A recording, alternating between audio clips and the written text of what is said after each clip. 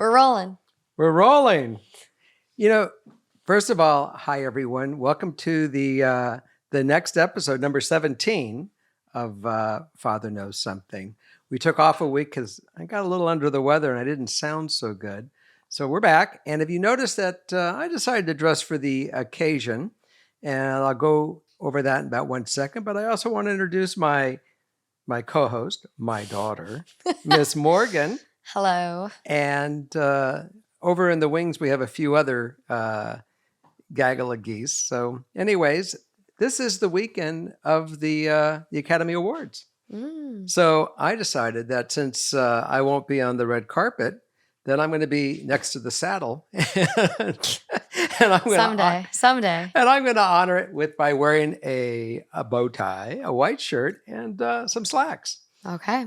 So there you go. Oh, also, wait a minute. And notice my name. Oh, fancy. Yeah, this is really important because I don't know if any of you have had problems with your siblings growing up where they took your clothes.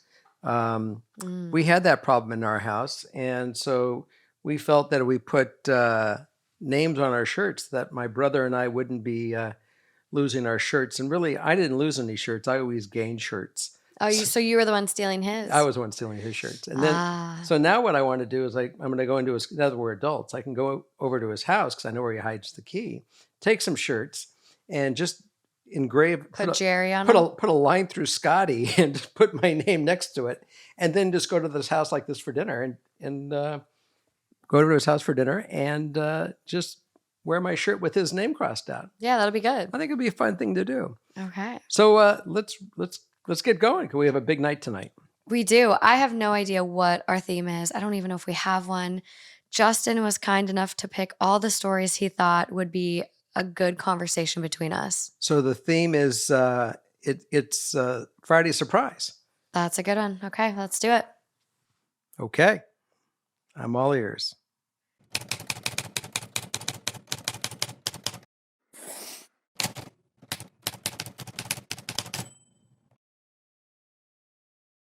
Okay, so up first, hi. So I, 19 female, am almost done with my second year of university, and I absolutely hate it. I suffer from really bad anxiety and also have ADHD, and I procrastinate and have self-control issues, and so it's really hard for me to concentrate and do any homework for my classes. It also is just really horrible on my mental health, and I always feel so down. Also, I have never been on campus because of COVID. So it's only ever been online, which is harder for me with so many distractions around. Even when I try really hard to listen in classes, my brain just can't comprehend anything. Another thing is I have no idea what I want to do, and none of the classes interest me. So it's very challenging trying to pay attention to something that I have no interest in. I feel her. I've had talks with my parents about how I don't want to go next year and how I want to take a year to just think about what I want to do. And maybe go to college and try again in a few years or something. I don't know. But they insist I stay in university because, quote, that's how you succeed.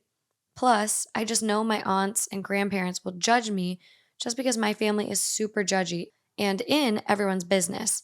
I've told my parents how bad it is on my mental health and how I cry almost every day and have breakdowns a few times per month while I'm in school. But they still say I need to go. How do I do what I want and need to do for myself without seeming like a failure or letting them down? Or should I stay in university and try to make it work? If you need any clarifications, feel free to ask. Love the podcast.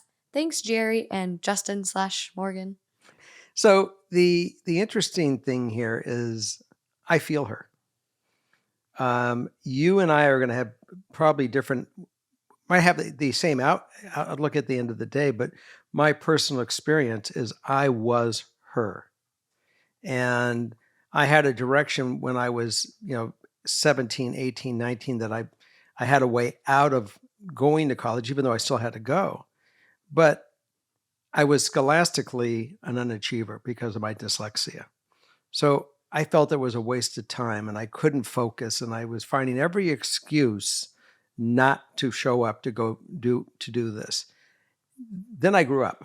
I became I went on with life and developed to have all kinds of work experiences and going from working for a company to to starting a company and having my own company and building a business. And my talent was always talking. Imagine that, just talking, which was sales. And so when I end up owning my own company and you have to do management, the most important thing you need to do is be able to do basic bookkeeping. Not even that you're going to do it. You have to be able to read a profit and loss statement. You have to do certain basic things. What college does do for you is gives you a background on how to write, how to do certain functions. And yeah, it might help you if you can take classes that you're interested in. And I did find out that it is all about finding the right way of getting educated. You might be in the wrong school, and finding the right school that has an education model that works for you to learn and to get you motivated to find where you're going to go. I mean, sure, you get out of school and you can go work at any you know job and eventually find something that you like or fumble into it, and next thing you know is you're going to find something you like and you can grow that way. But finding the right school to that has the method of teaching you, and you could take other courses and things that you might be interested in, might help you facilitate a foundation of what you like. And then might be some courses in just business. So at least for your life and for if you are in business, that you can get an idea of what things, how they work financially within a company to keep yourself from doing what I do, making huge financial mistakes. As I now 64 years old, I go back and look, that was the mistake that I made. I wish I could have paid more attention. I wish I could have focused more. And it's not that I ever say I wish I took a chance. I've never had a problem taking chance in businesses and doing things. That's never been my Achilles heel. My Achilles heel is I just couldn't find out how to control what I was doing as far as on a business side with running other people. So I would recommend stay with it.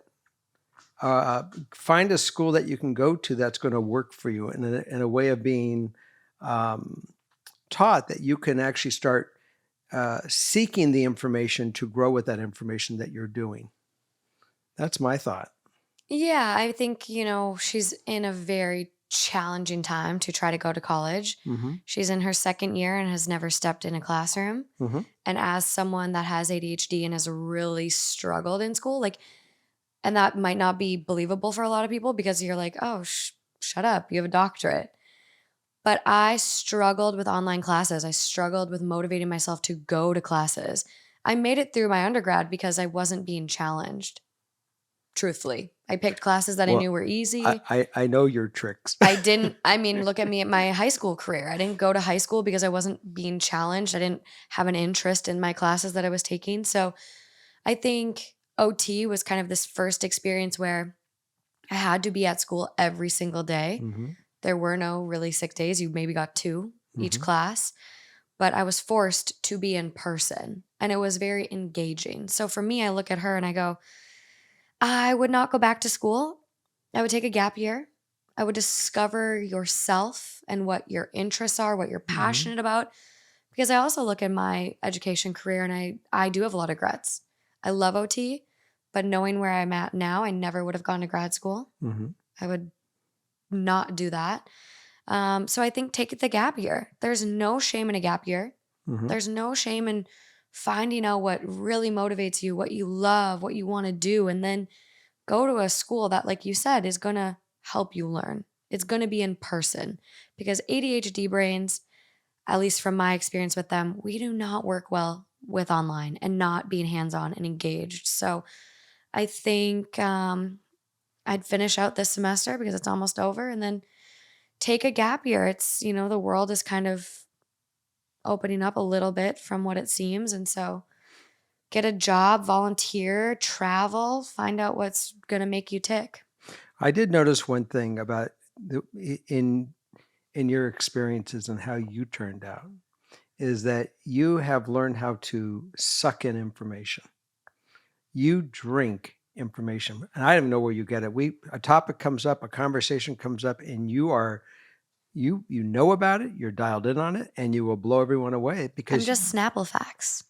I know whatever, a little about a lot. but whatever it is, you suck in a lot of information. You do retain it. And whatever you did in school, even though you may have not liked it, No, that's because I think I'm autistic and just like on a different level. but you it didn't do you any harm at all, whatever you did. But that's not from school learning.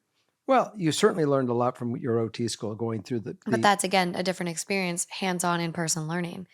I don't think her I think learning you're experience right. is conducive to success. I agree. I think that she has to find a different way. Yes. It's not that she can't go to college or go find an education. It's the facility or the institution that she's going to, and their way of teaching isn't working for her.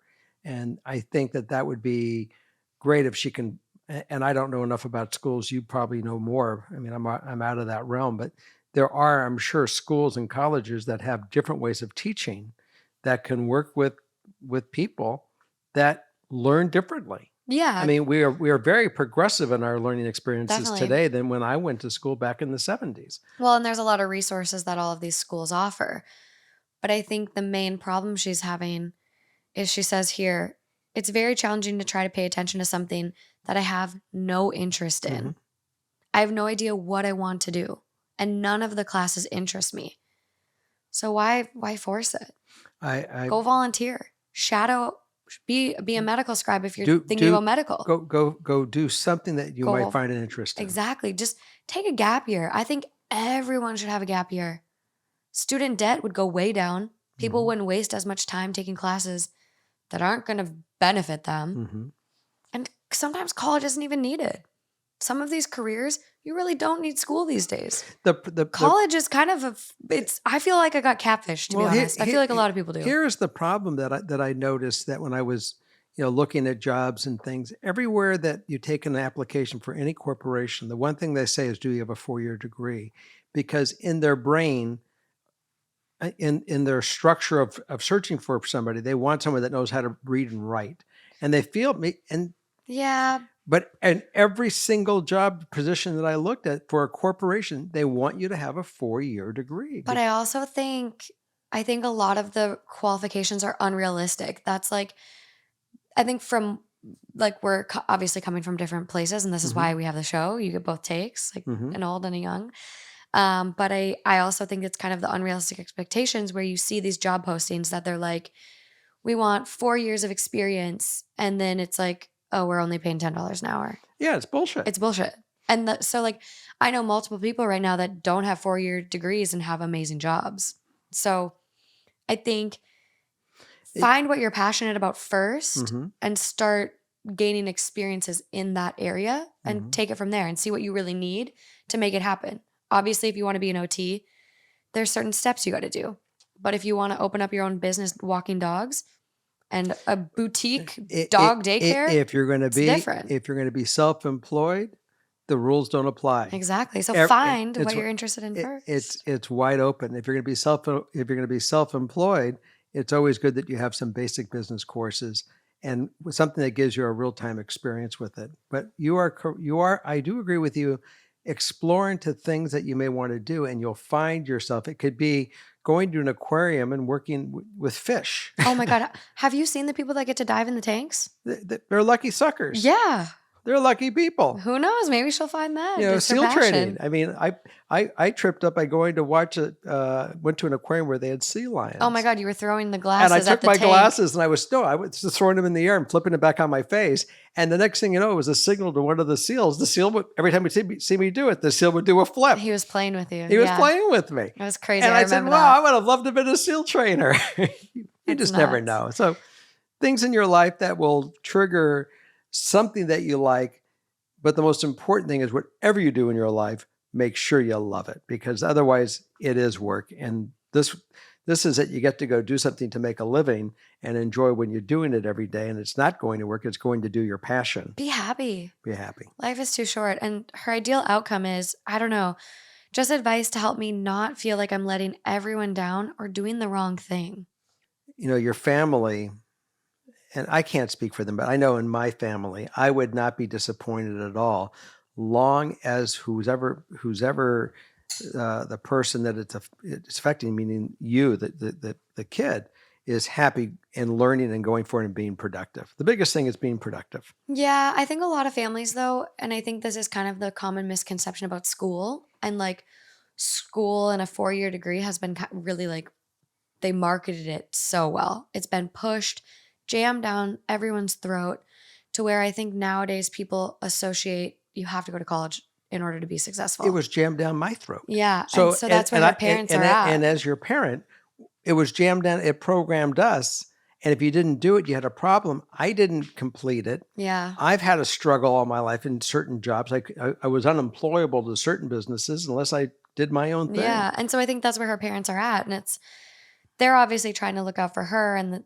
trying to make sure she maintains the status quo, but at the end of the day, she needs to be happy, Hmm. put herself and her mental health and herself first and take some time and find the passion. Yeah, I mean, break yourself up into quarters. One quarter of a year, so 3 months in one kind of an occupational area. Mhm. And even though it doesn't matter about the money, it's part of your life goal. If you whatever you make by doing it, just introduce yourself into that arena, that something that you might like, be it be art, be it be design, be it be machining, be it Yeah. photography, whatever it might be. Pick four options, 3 months apiece, and at least make them totally, you know, 270 degrees of each other, so you keep rolling into the next thing. Yeah. And you're not in the same arena, and you at least get an idea of what arena you like to be in. I know. I think that's the best play. And like, I know with ADHD, it's kind of a running joke. Like, oh, we have ADHD hobbies. Like, you fixate on something and then you Mhm. give it up. So, like, I mean, if it's a month at a time, 2 months at a time, but like, try some stuff and see what really sticks and Mhm. like resonates with you. Yeah, But but if you take off a year to not go to school to do this, make sure you have a plan what you are going to do so you're productive exactly. for And it's yourself. only a year. A year flies by. Mhm. Absolutely flies by. So we wish you luck. Yeah, you're gonna I hope we you're help gonna too. kill it. Okay. Okay, moving along after I get comfortable here. I know I really can't reach my stuff now. I have the Mickey blanket too. You got the Mickey cup and Hmm. I got the Mickey blankie. Mickey has always been our hero here. Well, I can't. I gotta do stuff. Oh, well, then I'm going to put it back. Yeah. See how that worked, guys? All right, we're back on. Okay, ready? Yeah. Hello. Before I start, I just want to say thank you for any advice you may have for me. My father died early 2020, so it's really nice to hear some fatherly advice at times when I really start to think about him. This podcast and Morgan's has helped me get through some tough times, and I'm truly thankful. A little backstory. In high school, I was never really set on one thing I wanted to do. It was hard for me to narrow down what I wanted out of life when I felt like I wasn't really good at anything. Aww.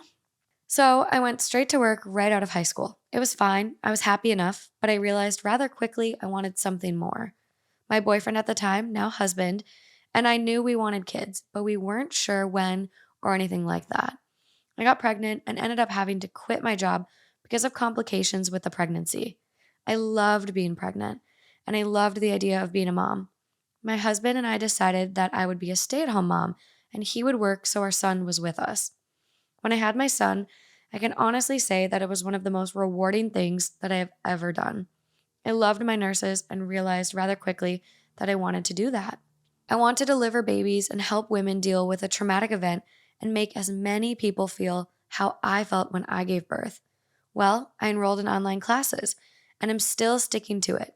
I love it. But I have a problem. As I do more research into my field, I am discovering more and more how birth stories can affect so many people negatively. I want to do something about it.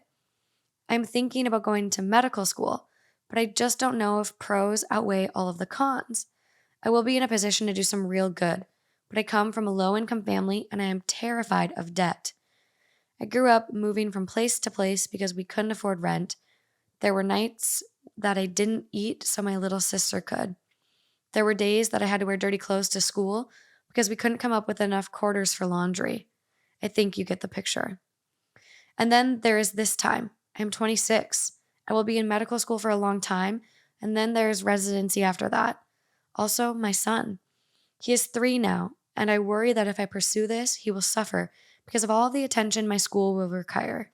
I know that I'm in a better place now financially, though not great, and I know that I still have a long way to go, and I might find a way to juggle mom life, work, and school life. But what if I don't? I just don't want my family to suffer because of me. Wow. A lot of information. Yeah, I think I have the theme for this episode. And I look at and I was thinking about how this experience of having the child had changed her life, Hmm. where this other woman is looking for something, And that's what it and takes, and experience. a life experience changed her life Hmm. to find it. So it does come through, and I think maybe that is part of your theme. I can't read your mind. My theme is this might be a Morgan hijacked it episode because I have a lot to say about this one, but I'll let you go first. Um, Go ahead first. 100% chase your dreams. If medical school is where you want to be, chase it. But I think you can have the best of both worlds by becoming a nurse practitioner. You're almost, by the sounds of it, you're sticking with nursing school and you go a little further and become a nurse practitioner, and you are in the same role as a doctor.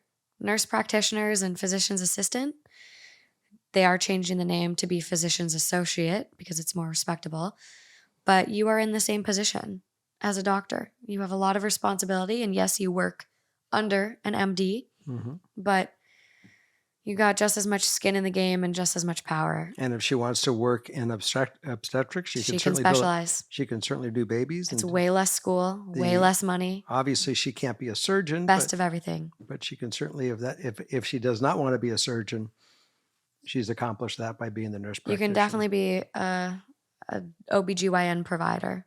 Hmm. Yeah. So I think it's the best of both worlds. I think definitely chase your dreams. I think maternal health and being on this side of things is so important. I myself wanted to be on this side of things with OT. Hmm. I learned that women of color are over 200% more likely to die in childbirth than a white woman. Hmm. And so for me, that was like, I just wanted to get in there and like change that. I wanted to help as much as I can. So I completely rationalized with her having this experience and wanting to like do more, be more involved. So I think if medical school is it for you, obviously you have to chase your dreams. Hmm. But you can definitely pursue nurse practitioner. And I believe you could even go to PA school, but NPs make more and it's the same program basically. You know, when you have someone that gives you great advice, how can I argue it? So Just my take and from what I learned. and I was silly for going to OT school. I should have gone to PA school. It's so the same she's amount of time. so she's right about two things. One, she's hijacked the show. Hey, I'm trying not to. I'm trying. I held it in so hard. I just couldn't not. But she's right, and she's lived it. She gets it, and I think it's great sound advice. So I'm not going to sit here just to give you a devil's advocate because I don't think it's It's needed. not needed. I think there's like, this is an example though of like life hacks where it's like you can accomplish what you want with less work or Hmm. less money. I don't know. It's like, this seems like just such a big hack to me, or like She a work smarter, not harder. Well, here's what's going to happen. She does get experience. She does get paid for being a nurse while she's doing something. 'Cause I remember that Amy went through some of this too. Yeah. I mean, applying to med school nowadays it's so competitive. Even applying to PA school, And competitive. and at the end of the day, after you become a physician assistant and you practice for a couple of years and you decide you want to go to the next level, you know, your son is in school, your son is growing a little bit, you keep rolling, you can always continue that education in bits should you decide you want to go that direction. You're not forced to go all at one shot. I mean, Yeah.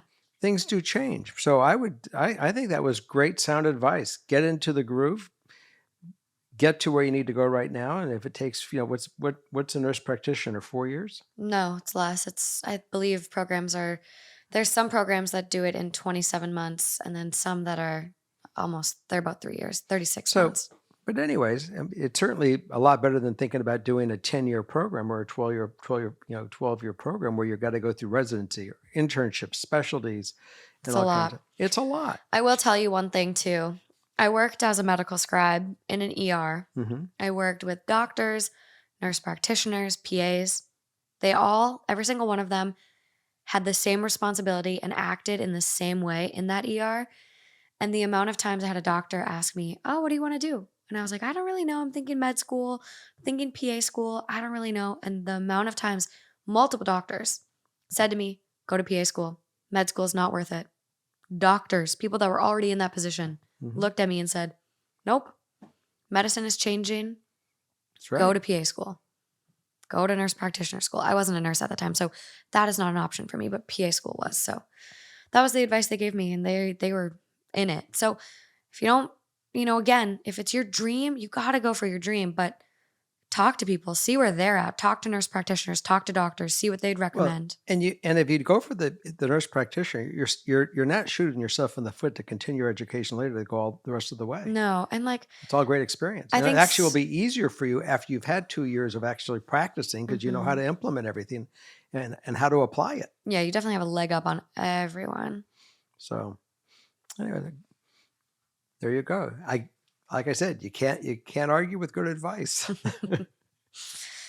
Okay, well, moving along. We're gonna call the show hijacked. I know, I'm sorry. It's okay. I Medical stuff like that, I'm like, I have such regrets about my career and what I did Mhm. that I'm like, if I can save anyone a dollar, a single The dollar. show's about giving people the best advice. Mhm. It doesn't matter who it comes from. I like that. Thank you, producer. I'm okay with it. Yeah, I got the rest easy. yeah. I know, but I just like I really do regret going to OT school. I love it, Mhm. but I do regret it immensely. And so I just look at it and it's like med school versus nurse practitioner school. Let's save at least 6 years of your life and hundreds of thousands of You dollars know, and give you more time with your kiddo. when I was young and I was said you're going to go to medical school, you had to be passionate that you really, really wanted to be a doctor. But yeah, I hate the saying beating a dead horse, but I think I've said all I need to say. Good. Let's move on. Okay. Up next, am I wrong? Yes. Am I wrong for wanting to rehome my dog? So my partner and I bought a puppy together in June of 2021. We went into it with the idea that this would be a couples project. Growing up, I never had any pets and was hardly ever around dogs. Because of this, I have an irrational fear of larger dogs. My partner knew this and said it would be a learning experience. They knew how to train dogs and they'd teach me all about how to train a dog so I could bond with it and hopefully get over my fear since we were raising him from a puppy. Sounds like a good idea in theory, but also maybe not, considering we got a husky. As someone who is not a dog person, I had no idea how high maintenance the breed is. Dot dot dot. Around the time we got him, our financial situation started to decline rapidly. My partner was working all the time to try to make ends meet. During this time, I was a homemaker. So I was home alone all the time with the animals. We have two other smaller dogs and two cats. I did the best I could with him, and so did my partner when they weren't at work. But we were both dealing with some severe mental health problems, so we lacked the motivation to work with him as much as he needed it, which is where we mutually agreed is where we fucked up. Mental health is valid, but we let it consume us. We got the dog partially trained. We were able to kennel train him, teach him a few commands in English and sign language, and partially house train him. But as he started to grow in size, his behavior started to worsen. If you have a husky, then you know the usual behavior: destroying walls, destroying floors and furniture, going potty inside the house just because, constant yelling, screaming, and crying.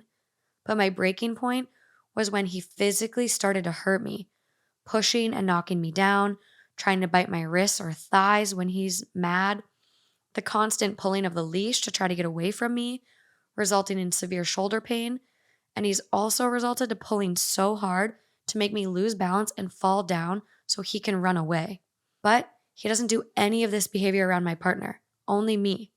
I've called my partner at work at multiple times, crying about how I was hurt and scared. It felt like my partner was downplaying my feelings. Quote, he's just a puppy. I have severe allergy induced asthma. It's always been reasonably managed, but around November it started to decline rapidly. I have constantly been needing my asthma medication. I'm always wheezing and having severe chest pain. My partner is mostly oblivious to how bad it gets unless I'm using my medication in front of him. Even then, it feels like they think the medicine will cure everything. I know the dog's constant shedding isn't helping my health. It doesn't matter how much I clean up after him, and I don't know if my partner realizes this. Our financial situation is still horrible, even now. I landed a part time job in the fall, but we still don't nearly make enough money to replenish all of the toys the dog goes through. He goes through them so quickly. He's alone a lot of the time, and I realized he's most likely just acting out of boredom. I mentioned the idea of rehoming him to my partner a couple of weeks ago. I laid out all of my points, and he agreed. We even asked their parents what they thought about this as well, and they agreed as well. Agreed that we can try a bigger dog again in the future when we're both ready and more financially stable. So I've been actively trying to find him a new home. Well, a couple of days ago, my partner brought up wanting to keep him, saying they're going to get their ass into gear and train him. Part of me wants to believe them, but another part of me that fears it's too late. And that's the part that's winning. I've grown to fear the dog, which is what I was afraid of from the beginning. I cringe when he comes near me. My heart races. I don't have a bond or connection with him. I work so well with our other dogs that are smaller. We listen to each other, and they provide me comfort. I feel like a good pet parent to them. And then I associate with the other dog, and I feel like a failure. I regret getting him. I'm scared of him. I fear how he's going to hurt me next. I can't breathe. And most importantly, we can't afford him. He's the most expensive animal we have to take care of. I just know that he won't be able to live happily and fully thrive with me. My partner is making a choice solely based on their heart rather than rationality. I don't know what to do in this situation. I could really use some outsider's perspective. The first thing that comes to my mind is that this was a setup for failure because yourself was terrified of the dog of what was coming. It is dogs are so keen to know what they're dealing with. Hmm. And like a child, they will take advantage wherever they can. And if you don't have the training, if you're not trained to be able to handle this animal, then this animal does not belong in your presence. That's as simple as this. I don't care about money. I don't care about all the other stuff. To me, you won what your wishes were. If your wishes were not to have the dog, with the first statement, I am terrified of this dog, because he knows it. And it's unless you want to have this dog and you are committed to learn how to train, it's not the dog needs to be trained. You need to be trained. It's both. It's probably a little bit of both. Well, it starts with her. Yeah. I mean, I've been down this road. It all starts with the master first, and then it rolls to the animal. Not only does partner have to reinforce it, this person has to reinforce it. They both need to reinforce and have the same presence with the animal. Hmm. So this isn't the case. These aren't the facts. The facts are that partner A or B, whatever way you want to title these partners, hasn't even stepped up to the plate from the beginning with training this animal. So find it as fast as you can find a home for this animal, so that person could not Waste another minute. absolutely, because the faster this dog gets into being trained and worked with, and it really is working with them daily. It's 45 minutes a day minimum concentrated. And sometimes it's twice a day to do it at 45 minutes to get them to respect everything about you. And they're happier and they're more comfortable when you are the leader and they don't have to be the leader. And that's where you have to get to. And if it's not going to happen with this animal, then this animal's got to go to someone that can absolutely handle it. And there are people that will love this dog. Hmm. Stay on track. Absolutely. So that's my suggestion: is don't have to sell me on this one. You sold it 2 seconds Yeah. into the conversation. I completely agree. I think one, um, like you said, it doesn't matter if the partner starts stepping up. If this person is scared of the dog, the partner can't be responsible for the dog 100% of the time. Mhm. Obviously, this person's going to have to let the dog out sometimes. This person might have to take the dog for a walk, and it's just not the right dog. Huskies, I know people that have huskies love them, but huskies are a very, very challenging breed. They're very vocal, they're very high energy, and they're one of the breeds that truly does take advantage. And they're pullers. They're They're wor sled dogs. they're working They're dogs. working dogs. They're a working breed.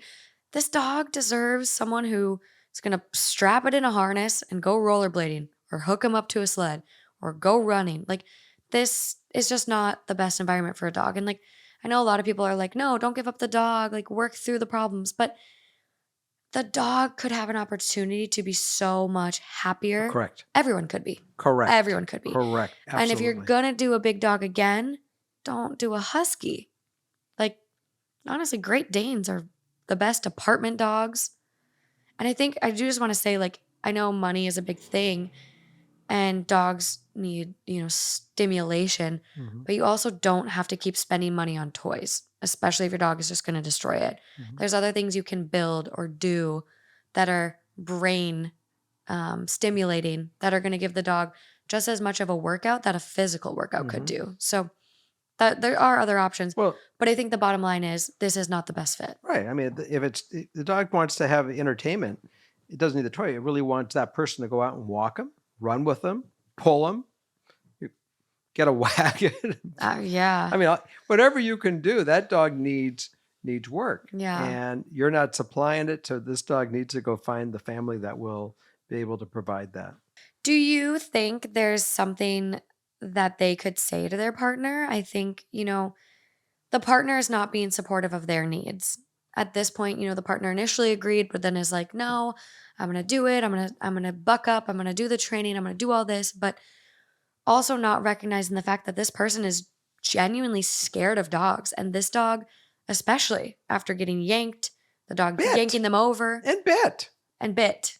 Yeah. Biting is just, and I get, like, you could hire a trainer, but because of finances, that's not an option.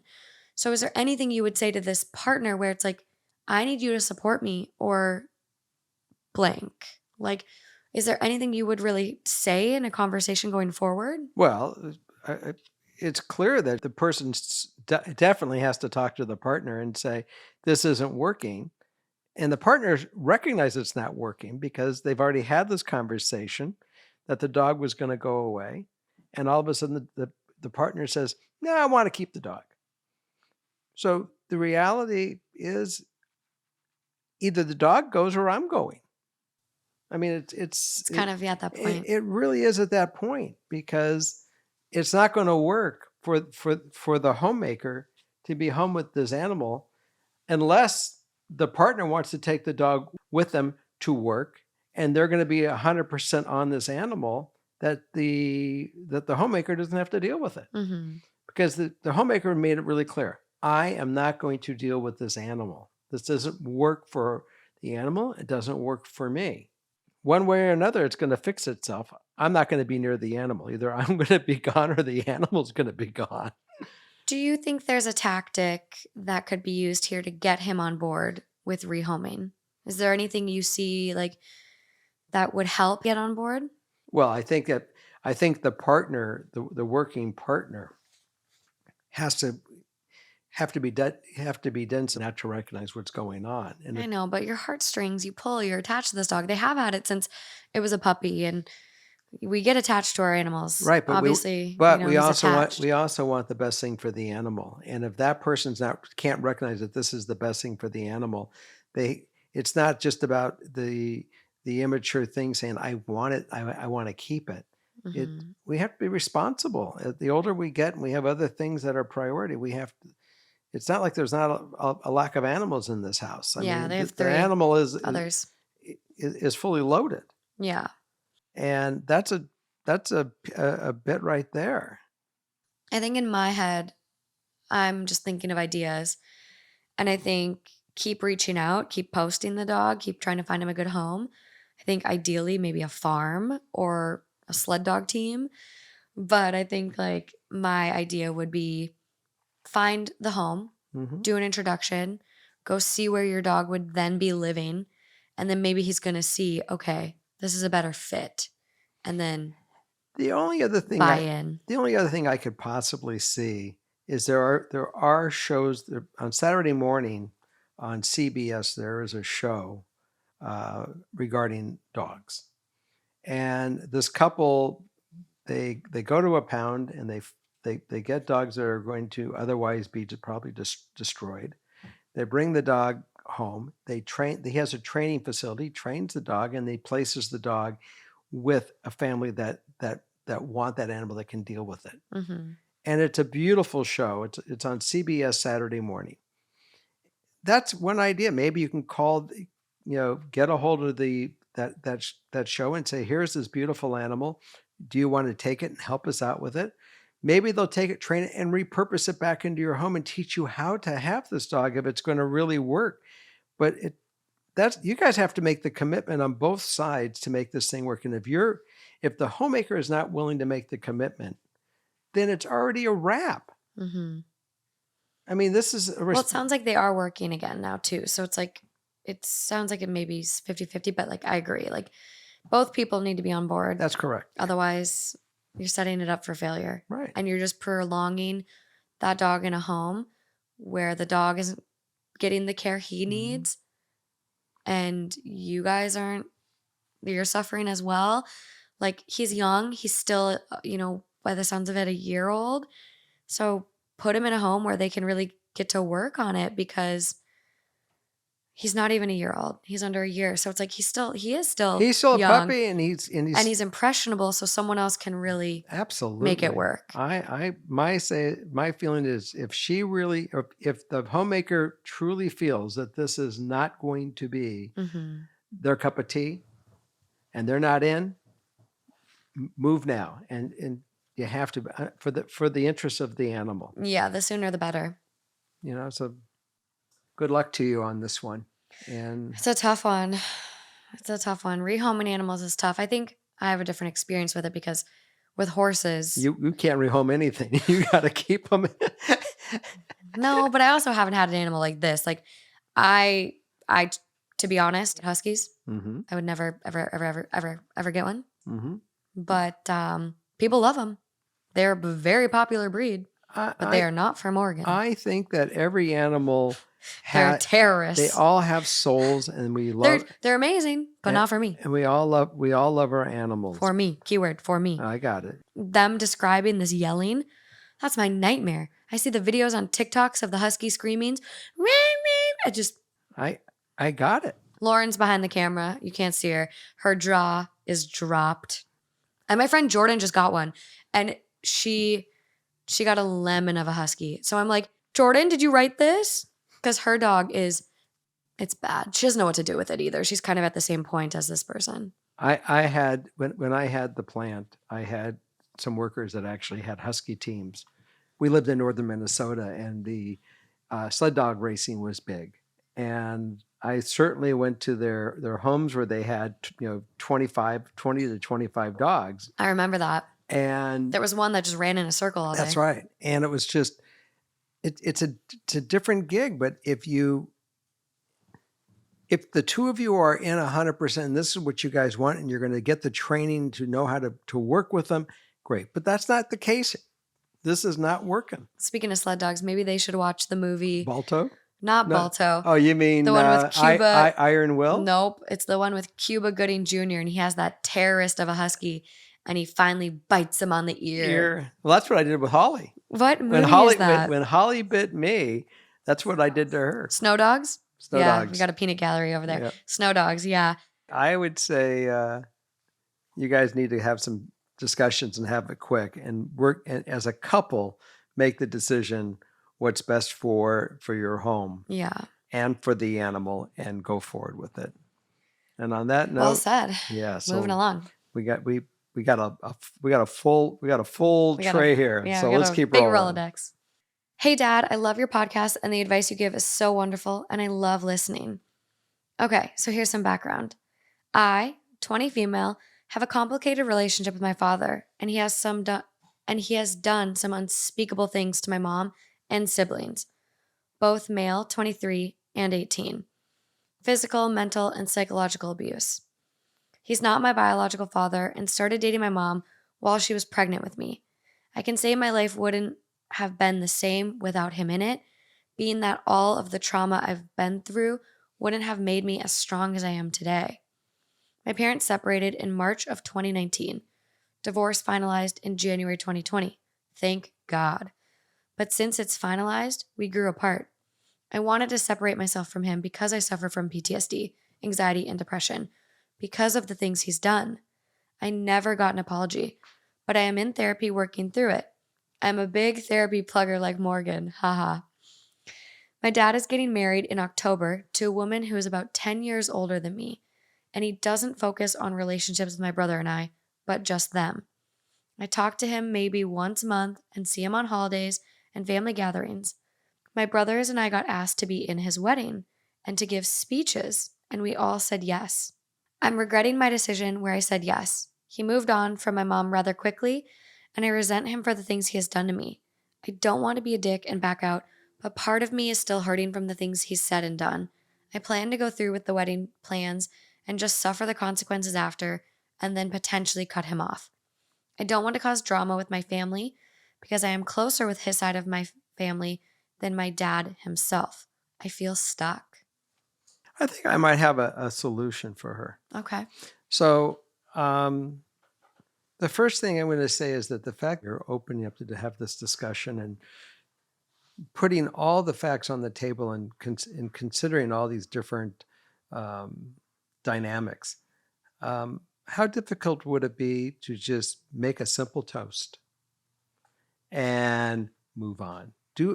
Articulate something that is honest and truthful and wishing them both best wishes. And when I always say articulate clearly, be elegant. This is the time of elegance. And you will, by being something very simple and elegant and do the toast and roll on, you've done it and you pulled it off perfectly. You don't have to go, candy coat anything. Oh, he was great. We did the story. We went to Disney. None of that shit. Just keep it. Just do the Queen's toast. I think, I completely agree. I think that's the perfect answer. He's got 3 kids up there too, speaking. So it's like, no one wants to fucking sit through a lecture. Mm-hmm. I thank you so much for whatever you want to say that you feel is true in your heart. Thank you so much for raising me. I wouldn't be the same without you. Cheers to a long marriage. I'm so happy for you both.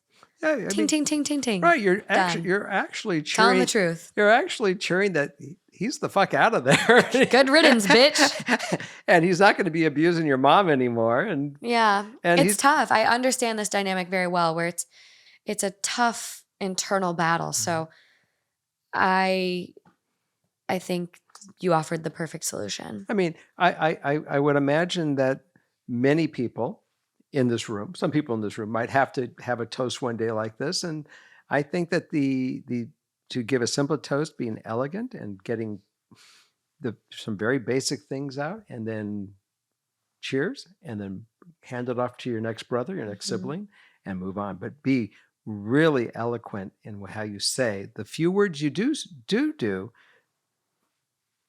it with grace. That's all I can say. Do it with pure grace and elegance, and that will win everything over, and you're done.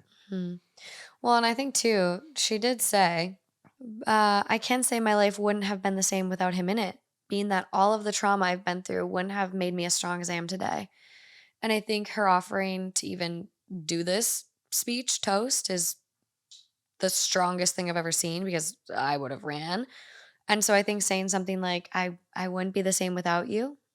Cheers. Like, you're telling the truth. I wouldn't even have to go that far. I wouldn't make it at all about me. No. I would make it all about them. Yeah. And But I mean, toasts too are very person based. Where it's like I grew up with Jerry. We're best pals, and he got me through some tough times. Quick, Quick, just quick. do your words, but do it with grace and elegance, and make it quick and fast. Exactly. Look, I'm going to use quick and snappy, Chicky. Yeah, ideal outcome to be happy again and maintain a good relationship with his side of the family. Thank you for taking the time to read this. It means a lot. You got it. Up next, Yes. I am doubting my relationship with my friend. My 27 female best friend and I, also 27 female, are constantly arguing. We've been friends for about 3 years now. We met at work and have been really close ever since. Our friendship has never been smooth since we have very different opinions in many things. Recently, 3 months ish, my friend started dating her coach, 36. He is in a long time committed relationship with someone else, and they live together. My friend has told me numerous times that she doesn't care how the girlfriend might feel, since she's, quote, tired of putting everyone else's feelings above hers. Every time we talk, it's about him and her relationship with him. She says this is not a whim like the other people she has liked before, and he treats her better than anyone ever before, and that he finds his girlfriend boring, but it's difficult to let her go since they've built a life together. I could go on and on with the horrible things they've said. I told her I don't want to talk about the subject, but she keeps bringing it up. I feel like the situation has opened my eyes to who she truly is, but I'm not sure if I should end our relationship over something that has nothing to do with me. Well, you're right about one thing. It has nothing to do with you. And I got to get comfortable. Her behavior and the feeling that she is so fulfilled by him, we all see that that's a joke, because if he was so in love with her and so fulfilled, we wouldn't be having this conversation. He wouldn't have another girlfriend. That is correct. It would be over with. It would be done. He would be mature enough to say, I got to let it go. So look, she's got her own agenda, what she wants to do. You're right about one thing. Don't be a part of it. Don't, if she can't have a conversation with you on other things that you guys can be, growing from, then for right now, don't see her. Mm-hmm. You don't have to say, look, I don't want to be your friend, but you can be busy. Say, I'm not finding growth right now with what you're going through. Get through your issue. I just don't want to be a part of it. Nothing against you. I love you, but I just can't deal with this stuff. Yeah. And don't bring that burden into your life and that negativity into your life where it brings you down. You got to watch out for your own emotional and mental health. So let her do her thing. You're not going to tell her what to do, because she's not going to listen to you anyways.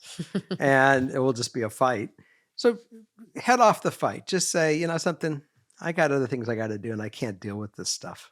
Yeah. I mean, drawing a clear boundary like that and saying, I mean, it's tough because she kind of already did. Like, I don't want to talk about this subject, but yet she keeps bringing it up. So now it's time to enforce the boundary. Mm-hmm. Hey, I don't want to talk about him. I'm happy for you. If this is the relationship you want to pursue, go for it. But I'm not going to talk about him. And if you continue, then I'm going to have to leave, or I'm going to distance myself from you. Right. One way. Boundary, consequence. She crosses the boundary, enforce it. Yeah, right. You can't keep letting her do it. One way or another, you'll say it's out of my life. Either you're going to keep it out of my life, or I'm going to keep it out of my life, which means I can't see until you respect that boundary. Yeah. Totally fair. This is a bad situation. And I think it does show a lot about character. Mm-hmm. I think it's very telling. Yeah. That was the last one. Okay, so I'm going to get my leg straight, guys. Struggling over here. You're going to knock my little wine over. I hope not. I want to thank you for joining us for this 17th episode. It was great. We had some good stuff, and I enjoyed the questions. I hope it helped everybody. And I do look forward to seeing you next week, because we do come out every Tuesday morning, Monday night late. We're going to do a Patreon next. We're heading to Patreon. So if you want to segue over to our Patreon site and watch the next one, we welcome you back. See you later. And don't forget, as I looked at some of our analytics, I see there's a lot of viewers, but we have about 50% of the subscribers to the viewers. So make sure you click and subscribe. Subscribe. Subscribe. Bye. Bye-bye.